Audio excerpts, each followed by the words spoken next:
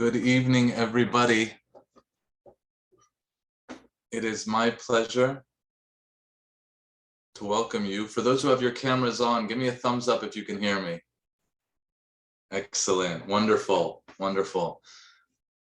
It is my pleasure to welcome each and every one of you tonight to our now Zoom presentation.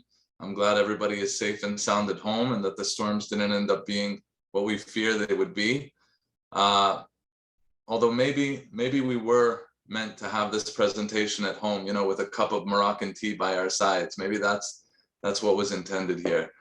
But it's my pleasure to welcome each and every one of you to our latest installment of our Members Teaching Members series at Magen David.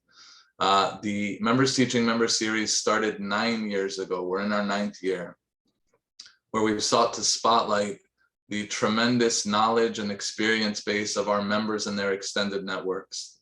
We've looked at and focused on various Jewish populations in a variety of countries, ranging from Spain to Syria to Turkey.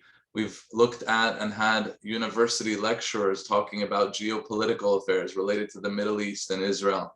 We've had a broad and diverse array of insight that we've been able to benefit from. And we're so happy that you're joining us tonight for this presentation. If you heard about this event from Facebook or from a friend and you're not already on our mailing list, please head to www.magendavidsephardic.org, www.magendavidsephardic.org, and join our mailing list to be sure that you're in the know for all future presentations.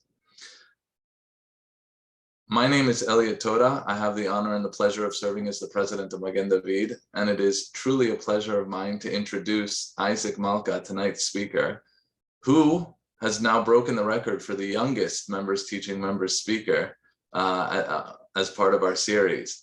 Isaac is a rising freshman at Brandeis University studying international relations. Isaac has been a member of our community since as far back as I can remember.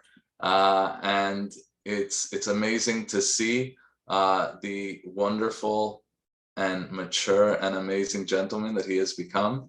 And it's such an honor to introduce him tonight.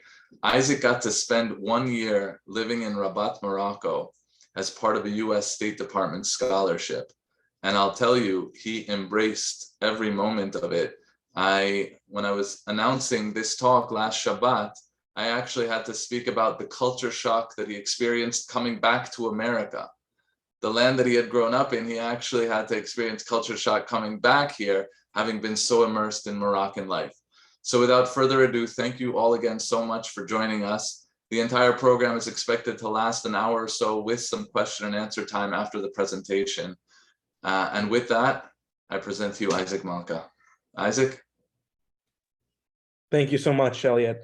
And I'd like to thank everyone here for coming and for logging on to this Zoom. It's such a great honor to be able to share with you some of my experiences and stories that I accumulated over the last year of living in Morocco. I'd first like to start with a story that takes place about a year ago. It was a Friday afternoon, one of my first weeks in Rabat, and I was trying to find the synagogue. In Rabat, there are 2 synagogues, but though only one is operational. I was trying to find a synagogue called Talmud Torah. I was walking around in a neighborhood called Hassan, a neighborhood that in the future I would get to know very well. Though at the time, I didn't really know where I was going. My Google Maps on my phone wasn't working properly. It wasn't telling me where I need to go. So I stopped an older man on the street. He was wearing a gray jlaba. And in Arabic, I said, I said, excuse me, I'm very sorry to stop you. Do you know where the Moulay Ismail street is? That's the street that the synagogue is located on. He said, of course, you go down, you take a left here, you go down 2 streets, you make a right, and that's the street. I said, shukran bzaf, thank you very much. And before I could turn away to follow his instructions on how to get to the synagogue, he asked me a question. The question was, Minin anta, where are you from? Now, I thought this was a fairly simple question, but in the end, I think that this question comes to define my year in Morocco. At this time, I told this older gentleman أنا تالي أنا من أمريكا وأنا كنت قرأ في المغرب. I'm an American. I'm a student studying here in Rabat. He said, MashaAllah, wow. But he said, where are you really from? This older gentleman wouldn't accept that I was purely an American. I then answered him, well, my grandfather was born in Sfro.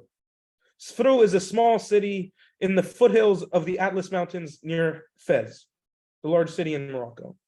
And he said, wacha, donc انت مغربي. He said, okay, so you're Moroccan. I went to Morocco to be a citizen ambassador of the United States.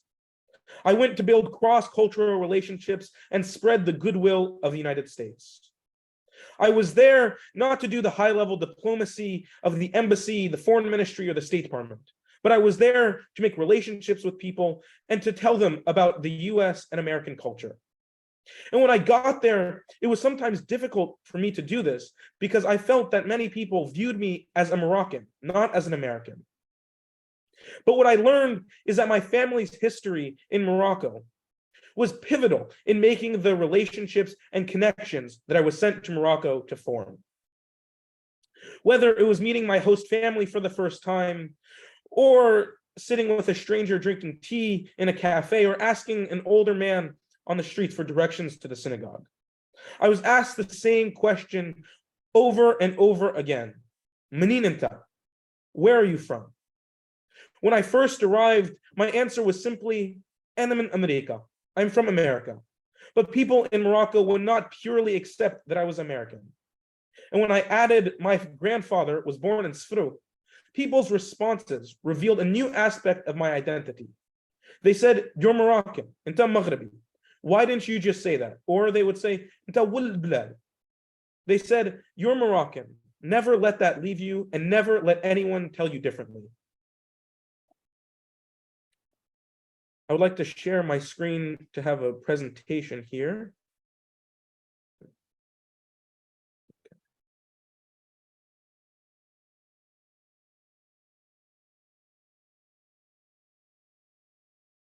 What I learned from these questions like this and the multifaceted identity that I have is that most Moroccans, in fact, also have a multifaceted identity. There's the Amazigh people, the Berber groups, who have to reconcile their indigenous culture with their Moroccan nationality. They balance their dialects of Tashilhit or Shilha with Darija, with Moroccan Arabic. And they also have to have differences in culture alongside their Muslim, African, and Jewish identities. And this is also remarkably similar to the American experience that we have of bringing our individual roots into public life. And in Morocco, I had to learn how to navigate my multifaceted identity as a Jew, as an American, and as a Moroccan.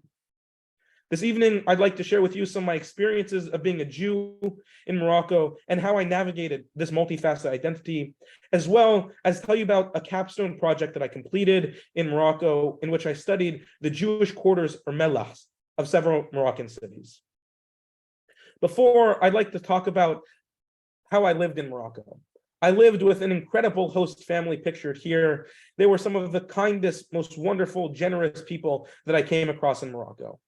And it was very interesting living with this Muslim family because on numerous occasions, whether it was learning that my host father actually knew the Muslim caretaker of the Jewish synagogue, or whether it was when my host mother would watch something on TV about Jewish practices or about Jewish history in Morocco, and she would ask me about it.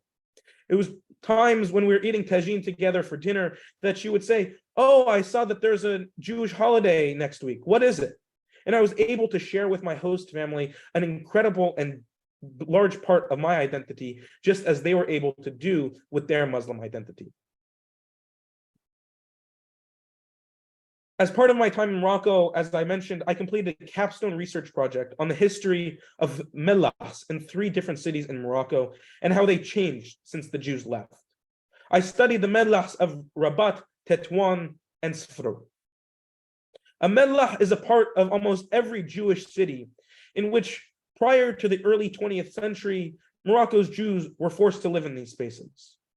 The Mellah is a part of the larger walled Medina or city in Morocco. And from their inception, the Mellah has always been situated geographically close to the royal palace of a city or the main government office. In the beginning, this would prove to be invaluable for the Jewish community. Yet later on, it would become a sore and sticking point in the relationship with Muslims. The physical changes in the Mellah can be a microcosm of greater Jewish changing dynamics in Morocco, paralleling the social changes Moroccan Jews underwent both internally as a community and externally in their relationship with Morocco and their Muslim neighbors. The physical and social changes witnessed in the Mellah would radically alter Morocco's Jewish community and the country as a whole. Starting off, I looked at the city of Rabat. The majority of the Jews from Rabat settled in the area in the 15th century, after both Muslim and Jews fled forced conversions and persecutions by the Spanish monarchy and the church. The Jewish and Muslim immigrants lived side by side in the Medina until the Alawite Sultan Moulay Suleiman built the Mellah in 1808. The site was chosen as it was inside the walls of the Medina. And this had a double function, as I mentioned, of separating and protecting the Jews. Before the construction of the Mellah, the Jews of Rabat lived in an area of the Medina called Rue des Consuls. And at the time of the building of the Mellah, the Jews were forced to abandon their houses and businesses and move into the newly built Mellah. Though there was a small group of Jews who refused to move and converted to Islam, which allowed them to continue living and conducting their businesses in the same places as before. Rabat was home to around 5,000 Jews in 1881, and as many as 15,000 in 1947. Though today there are only around 40 Jews in the city, most of whom split their time between Rabat and Europe. The Mellah of Rabat still stands strong today, yet there is only one Jewish resident who currently lives in the synagogue, and there is one synagogue left in the Mellah. Though the synagogue is not in use, though I was very, very lucky to be able to pray in the synagogue in the Mellah on Rosh Hashanah, the community, we were able to come together in the synagogue, as it's the picture on the right of the screen. That's the entrance of it. It's called the Rabbi Shalom Zawi Synagogue. The synagogue was created during the lifetime of Rabbi Zawi, and he is known to many as a saint for blessing worshipers, for curing illnesses, and also the blind. Though there is only one synagogue remaining in the Mellah today, it is reported that there were as many as 55 before the 1960s.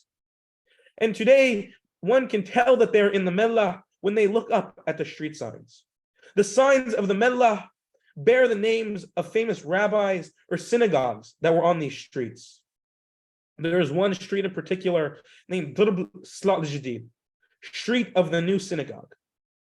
Street names like this are only one other way that residents of the Mellah who are not Jewish are able to tell and are able to see its Jewish history. Today, Rabat is home to only one functioning synagogue, the Talmud Torah synagogue, that the older gentleman that I talked about previously helped me find. The synagogue Talmud Torah was built in the 1960s as a synagogue, as well as a nursing home and social center, though today only the synagogue is operational. I was so lucky to be able to pray on a regular basis on Shabbat and holidays.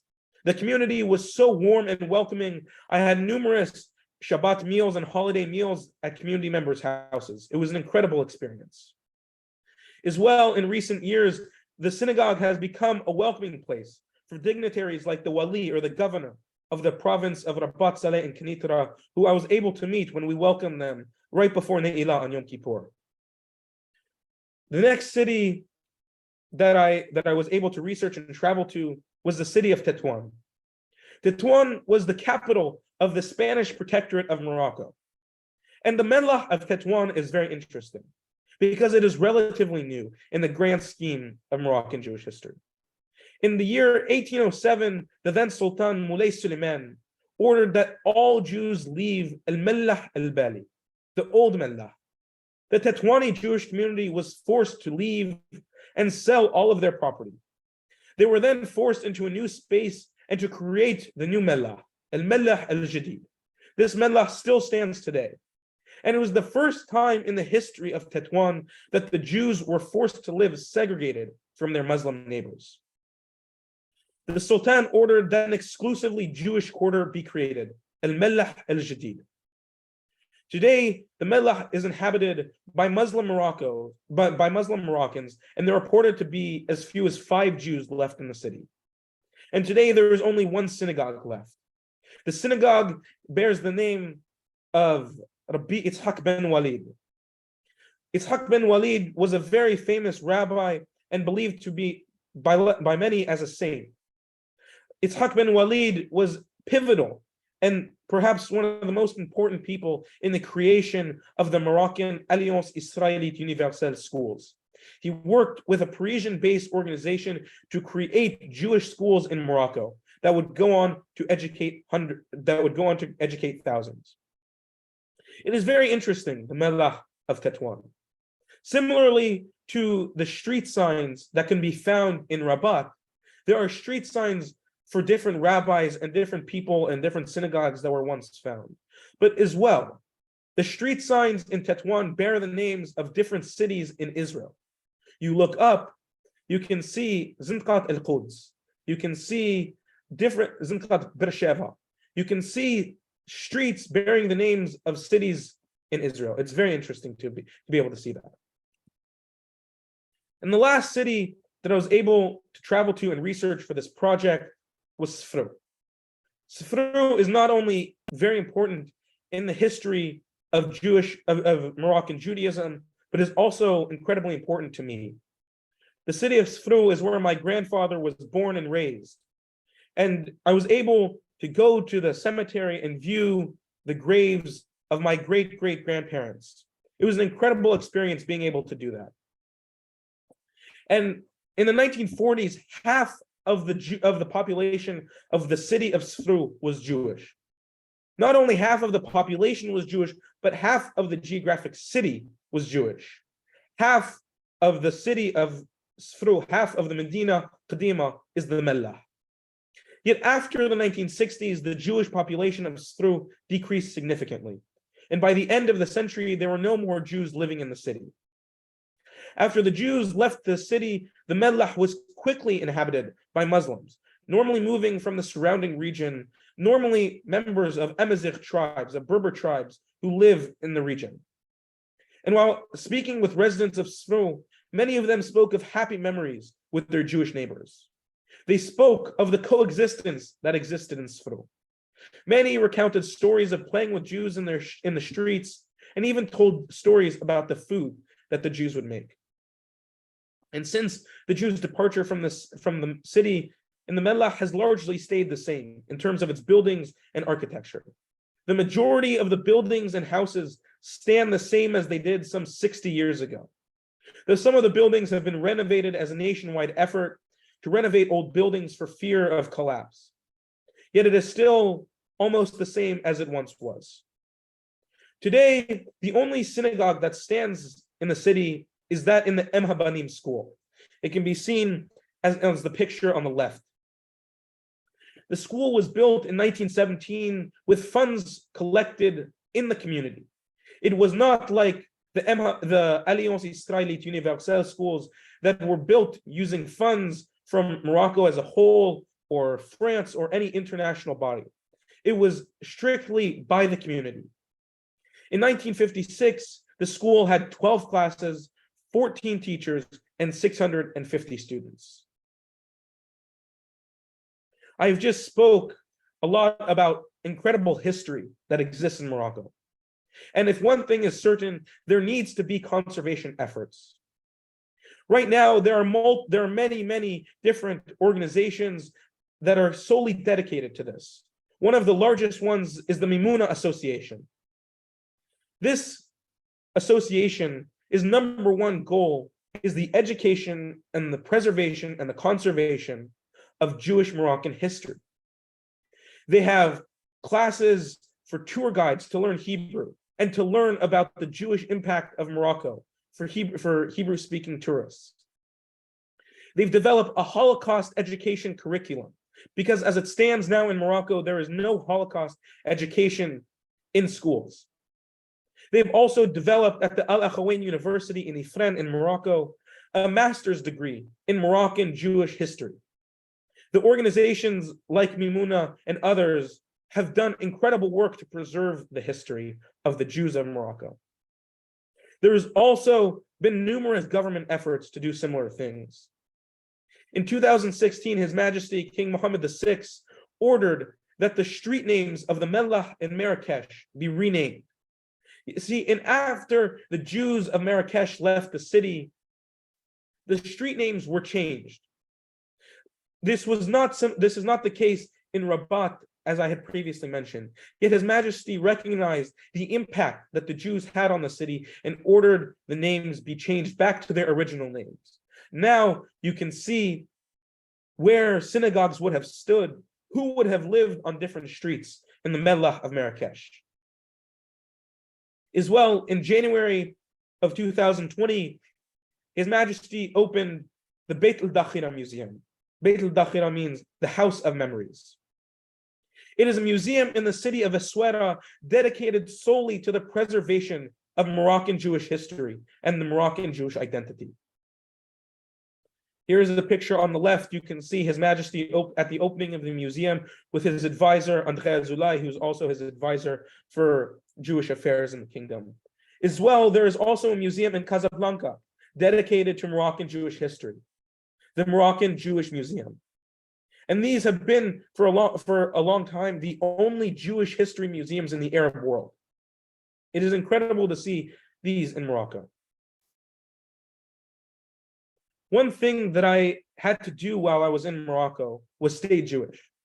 It is such a large part of my identity, and religion in general is an incredible part of many Moroccans' identities. I'd like to share two stories of when it was a little bit difficult to do this, yet when it's a very interesting story of what was able to come. The first was during Hanukkah. I didn't bring a Hanukkah with me, but to do the mitzvah, I needed to get one. And luckily, there was another Jewish kid on another State Department program similar to mine who lived in Rabat, and we were able to become friends. And he was able, through a couple of connections, to get connected with the Chabad in Casablanca. We were able to go to the Chabad in Casablanca and meet the community there. And we were able to get Hanukkah from the community there. It is very fascinating to be able to see a Chabad community thriving in Morocco. It is something that I didn't think I would see while I was there. Another time that I had to do this was right before Pesach. I was very, very fortunate to be able to form a great relationship with the president of the Rabat community, Monsieur David Toledano, as well as the caretaker of the Jewish spaces of Rabat. I contacted them a couple of days before the Chag started, and I asked if there's any way to get matzot. So we would go back and forth, and we say, okay, I'll go to the synagogue at this time and pick it up. And so I go to the synagogue, I get a couple of boxes of matzot in a bag, and I'm walking home. On my way home, I was a little nervous about how I was to tell my host family what this was that I was bringing into their house. How was I going to explain to my host mother that for a week, I'm not going to eat bread? Bread in Morocco is such a staple of the diet. They say there is no meal with no bread. How could I tell her, oh, I'm not going to eat bread for a week? So what I ended up doing was saying in Arabic, أن اليهود أن شعيد وفي هذا العيد أنا ما تاكلش الخبز. I said to her, for Jews, we have a holiday. It's a week where we don't eat bread. We don't eat bread to commemorate the Moses and the Jewish people leaving Egypt. And I said, we commemorate that they did not have the time for their bread to rise. So we have these crackers. And I said, هذا بحل عيد ديال عاشورا. Sunni Muslims have a holiday in which it predates Islam, that they celebrate Moses leaving Egypt. I said, it's the same type of holiday as Ashura, when you celebrate Moses leaving Egypt.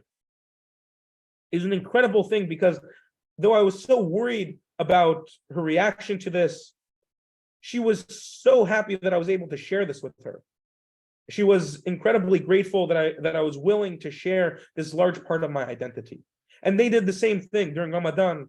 They shared what they do, we fasted together, and many other things like that. So this is how, just one way that I was able to stay Jewish in Morocco. I was able to be in Morocco at a time where the relations with Israel and with Jews have never been better. At the highest level, there's hundreds of billions of millions of dollars of trade between the two countries, defense trade, defense contracts. It was announced, I believe, last month that Israel plans to buy Israeli tanks and even possibly the Iron Dome. It's at a time where the relationships between the two states have never been better. Yet when you look beneath the surface, beneath the official government line, there's a little bit more nuance to it. While I was in Morocco, I got very interested in soccer. The World Cup happened while I was there in December. Morocco, the Moroccan men's national team, was the first Arab, the first Muslim, the first African team to advance to the semifinals of the World Cup. And tomorrow as well, the national women's team will be playing France for the chance to qualify for the quarterfinals in the Women's World Cup.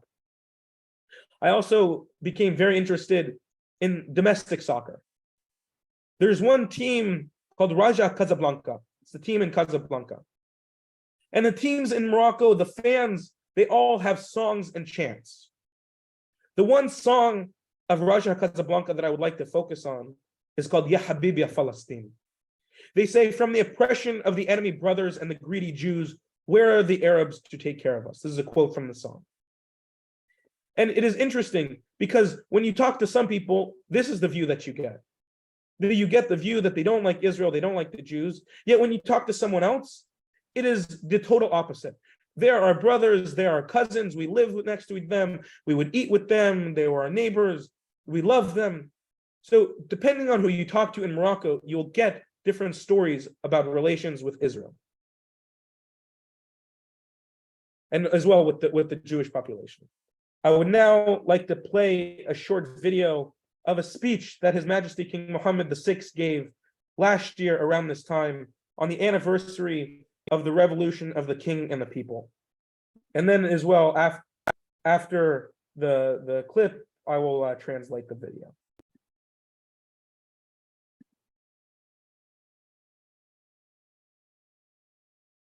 ولا يفوتني هنا أن أوجه تحية إشادة وتقدير لأفراد الجالية المغربية المقيمة بالخارج الذين يبذلون كل الجهود للدفاع عن الوحدة الترابية من مختلف المنابر والمواقع التي يتواجدون بها.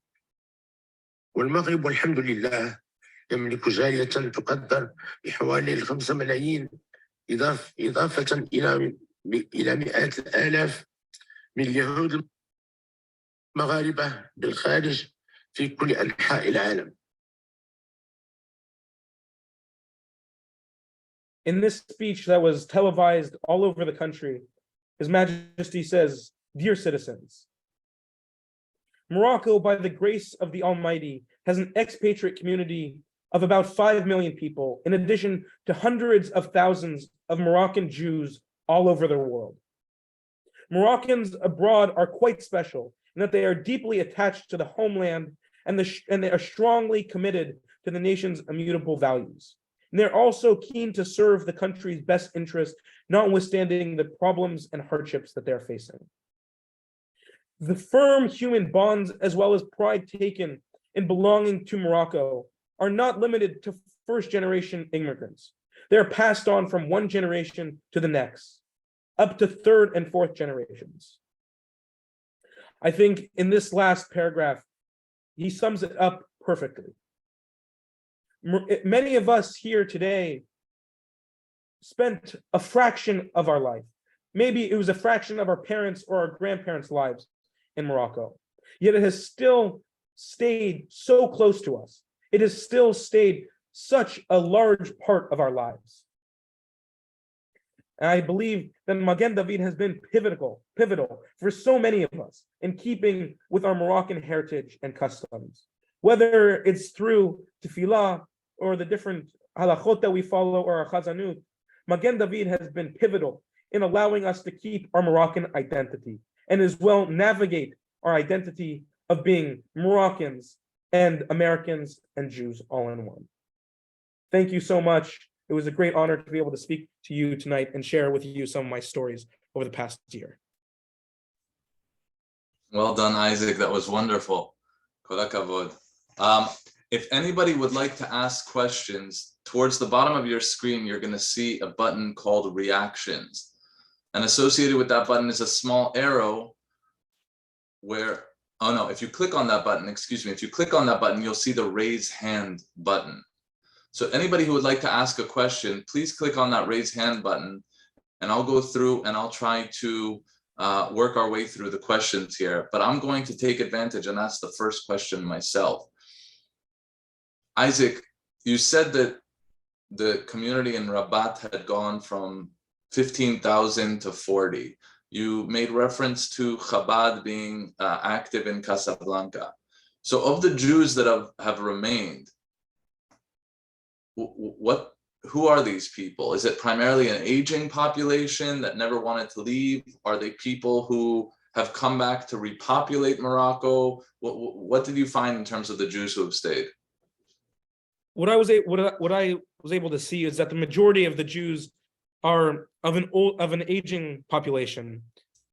Now, it's possible that before they had successful businesses, they had things that they didn't want to leave, so they stayed. And now they have grown old and are unable, or they cannot move from Morocco, so they have simply stayed. But the vast majority of the Jews in Morocco today are of an aging population. Yeah. Excellent, thank you. I'm looking around, and either Isaac's presentation was so comprehensive that it answered all of your questions, or we may be having some challenges with the raise hand button. So if anybody does have a question or a comment they'd like to throw in, please do hit that button so that we can unmute accordingly and answer any questions you may have, or hear you out if there's any other perspective you'd like to share.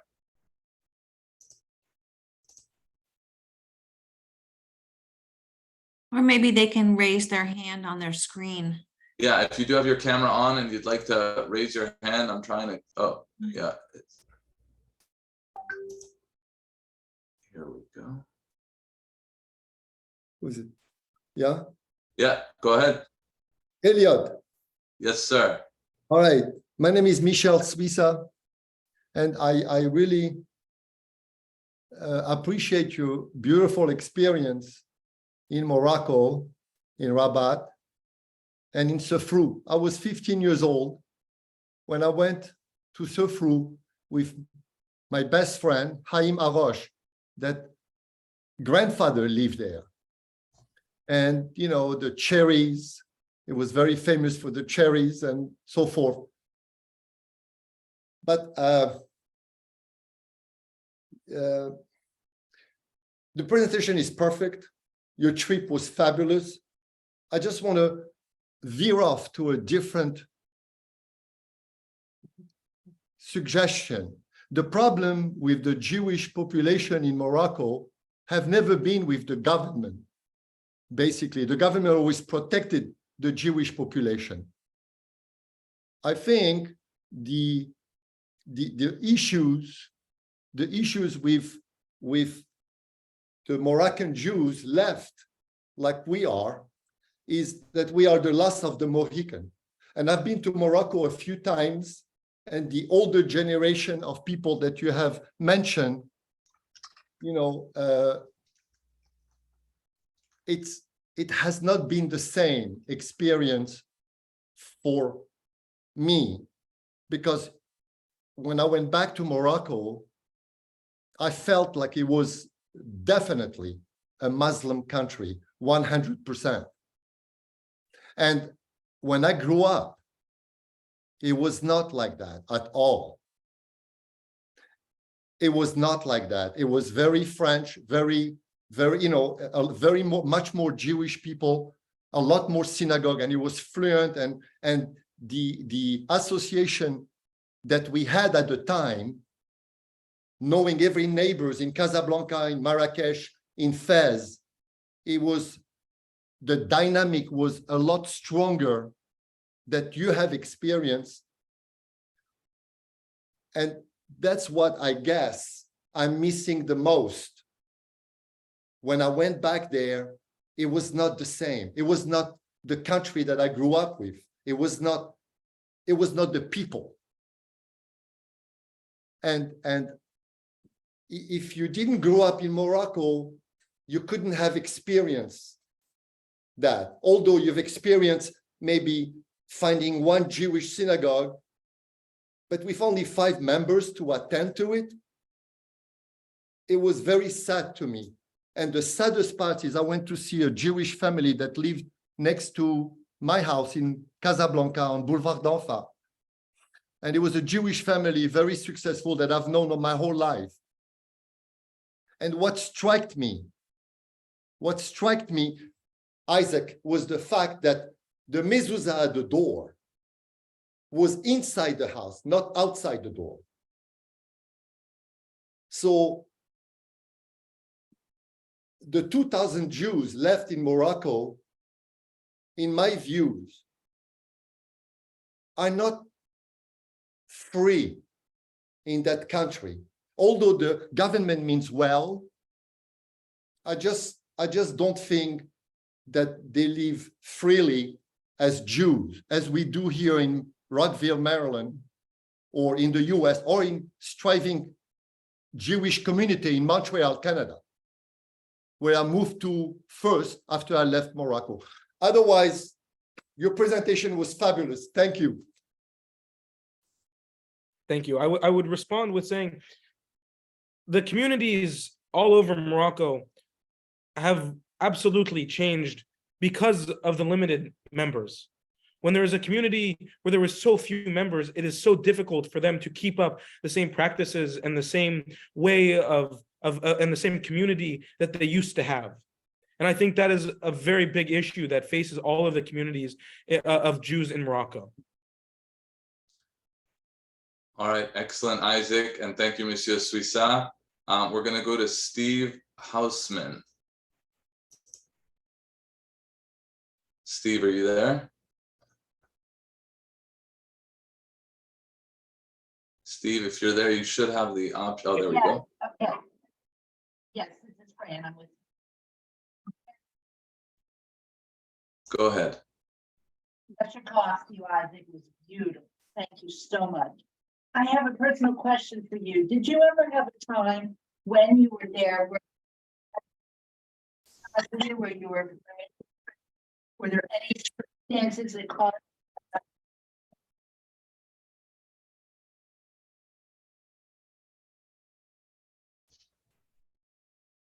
Are you able to ask the question again? I think the connection, we might have lost you. I think beautiful, beautiful. And I have a personal question for you. Did you ever have any time when you were in Morocco where you felt afraid, fear of?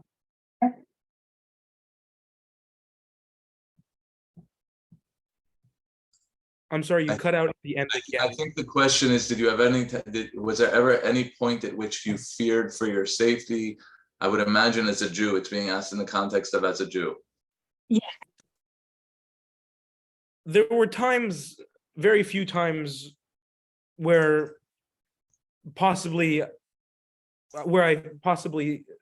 was fearful in that kind of way. But in moments like that, in situations like that, I would seldom tell people. I would never tell people who I wouldn't tell them that I was Jew or that I was from America. I was very fortunate to be able to blend in very, very well in Morocco. People wouldn't really question who I was unless at the beginning my language skills weren't very good, so they could tell that I wasn't 100%. But towards the end, once I got into some more difficult situations, people couldn't necessarily sense that I wasn't a Moroccan. And so in those situations, I wouldn't tell people that I was Jewish. If they asked for social media, I would give them a fake account that didn't link me to any Jewish movements or to any Jewish associations. So there was really no situations that I felt endangered for my safety because of my Judaism. Thank you, Isaac. There are a couple questions in the chat I want to get to. One of them from Kayla is, can you talk about whether non-Jews felt the Jewish Moroccan history helped grow the culture? For example, was anyone familiar with Jewish Sephardic culture, Rambam, and others? Absolutely. For anyone who's gone to the city of Fez on a tour, all the tours, doesn't matter if there's any Jewish members of the tour, they all go to a place that the tour guides say is the house of the Rambam. It's not exactly true that was where he lived, but you can see in the city that there's a plaque dedicated to him. And the tour guides explain to people that there was a great rabbi, philosopher, thinker that lived in Fez, that lived in Morocco for a time. And so in situations like that, tourists and non-Jewish tourists can tell influences. But in other times, it's more difficult to tell just because of how intertwined the Jewish influence is in the Moroccan culture. Whether it be the food that you can't tell has had Jewish influence, yet it does. So in situations like that and different times like that, it might be more difficult, but there are definitely times in Morocco where it's very clear of the Jewish influence. Great, thank you, Isaac. One more question from the chat. Yevgenia asks, is there a difference in regards to Israel between the Berber and the Arabs? Do you see each group react differently to Israel?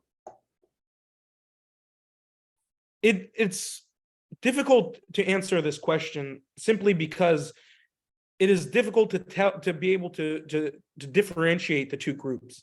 Now, as time has moved on, and there's been more, Amazigh Berber tribes moving into the cities and mixing with the Arab population, it's difficult to have exact 100% Amazigh view of something and an Arab view of something. So not exactly an answer to the question, but I would say that I believe that in Morocco there's one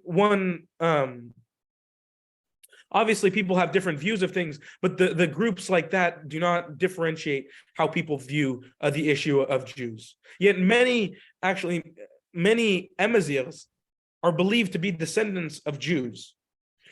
There is a village in the east of Morocco called Ait Yaqub, and it's believed that this group of Amazighs who are now Muslim are descendants of Jews, that they were once Jews who came after the destruction of the Beit HaMikdash, settled in Morocco, settled in this area, and then subsequently converted to Islam. And so in that regard, there are different views that people hold to Jews, but as a whole, it's difficult to categorize separately Amazigh and Arab views on Jews or views on Israel. All right, one more question from the chat. I heard you mention, Timothy asks, I heard you mention that you fasted for Ramadan. Did you learn anything about your Judaism from that experience? Absolutely. I fasted for Ramadan for the majority of the month. It was easier to fast than not to fast in Morocco. Everything is closed. There are no restaurants open, nothing like that until after iftar in the evening. And one thing that I learned during Ramadan, and as well learning about Islam in general in my time in Morocco, was how similar the two religions are. How the similarities in the stories that we tell, in the stories of Ibrahim, of Abraham, of Ismail, of Yitzhak. There are so many similarities in these stories that I think are overlooked so often. Awesome. All right, we're going to get back to the raised hands. Steve Suissa, you should be able to unmute yourself. Great, thank you, Isaac. Great presentation, absolutely amazing. We were there as well, the end of June. I'm sorry that we missed you. I know that you left before that. Being born in America and being able to have Moroccan parents and travel back with the entire family, we went to Marrakesh and to Agadir, and it seemed very accepting of tourists. Everywhere we went was, there were Israelis, there were New Yorkers, there was, you name it, they were there. And so it seemed from our perspective that folks were very hospitable. I know that I never felt nervous, whether it's ignorance or whether it's just, taking it all in, felt very much that way. And I didn't have the luxury or the benefit of being there, right, 60 years ago or 70 years ago and remembering what it was. Were you able to travel to different cities, and did you experience the hospitality and the warmth, or was that more of your feeling, your experience, or was it more of being on edge and just being careful? I was able to travel a good amount while I was in Morocco, and I think that hospitality and generosity is something that's woven into Moroccan culture and Islamic culture in general. When I was able to travel, I was able to see that everywhere I went. Whether it was when I was able to go to Sfru, I was able to stay there for 3 days, and I was able to talk to people. They invited me everywhere. They, provided incredible food, and it was the generosity was incredible, and that's something that you see across Morocco. And absolutely, when I was able to travel and to go to different cities, it's definitely something that I saw. And as well, to your point about tourism is such a large part of the Moroccan economy that now everywhere is meant for tourism, especially Marrakesh, especially Agadir, but almost all of the cities now are built to be able to accommodate tourists, just because it is such a large part of the Moroccan economy, and it's just so important for them. Thank you, Isaac. All right, global enrichment, we're going to get to your question in one moment. One question from the chat. Isaac, could you say a little bit more about the State Department program that sponsored the program that you went on, its objectives, and how was the host family selected? Sure. So the program is called the Kennedy Lugar Youth Exchange and Study Abroad Program. It's a program that was created by an act of Congress after the terrorist attacks of September 11th, and it was created to build cross-cultural relationships and to build and to send citizen diplomats, as they call them, citizen ambassadors, to Muslim majority countries. And the goal of this was to break down stereotypes about Muslims and about Islam. And as well, there's a similar program, the Yes Inbound program, that brings students from these Muslim countries to the US to do the same thing. And the host family was selected based on their ability to host a student, different factors that lead into that. I'm not exactly sure all the different qualifications that the host family has to go into, but there are definitely qualifications that they have to meet. And in my experience, it was nothing but wonderful with my host family. So Isaac, did the program work? Did you go in with one set of expectations and leave with another set of reality? I think in many ways it did. Yes, I went in with some ideas of what I thought about Islam or what I thought about Morocco, and I can say with absolute certainty that when I left Morocco, it was almost 100% different. Wonderful. All right, global enrichment, you should be able to unmute. Hi, my name is Susan. I go there every year to Morocco. I go there because I need, my parents are buried there. So I try to go every year to, pray, go there. And then, every time I take a taxi, I tell them, like Rabat, like the Jewish cemetery, they look at me differently. and the price triples. And automatically, you know, the reaction is different and everything. So I don't like it. So what do I do now? I have to take a train and then walk a few blocks so nobody can see where I'm going to a cemetery. This is one thing. This is nothing negative. It's just the way it is.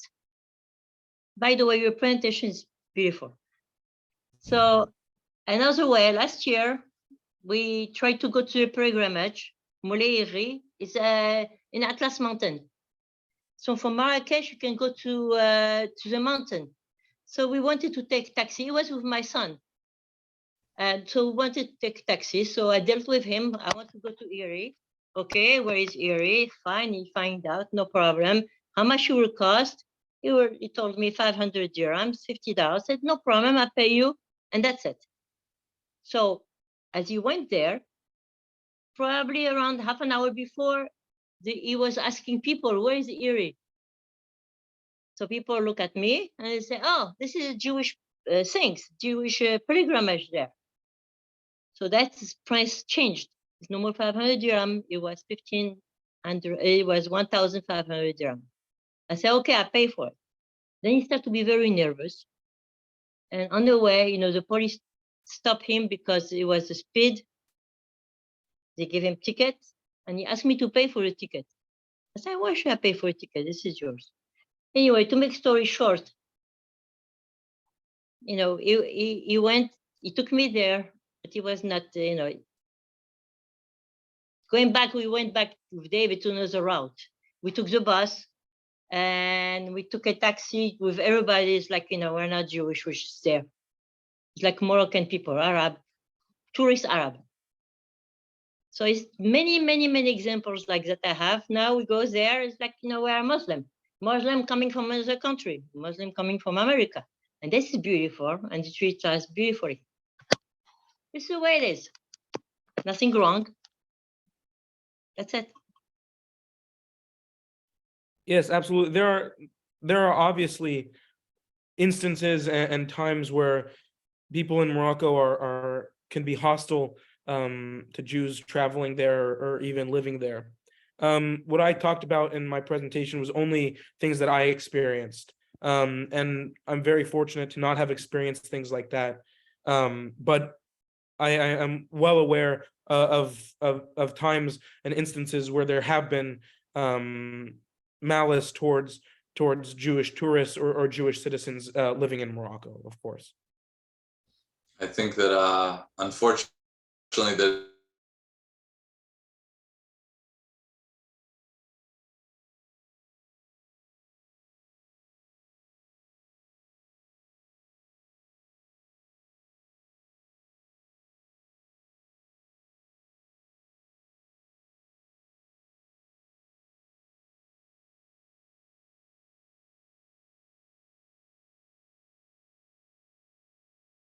Elliot, are you still there?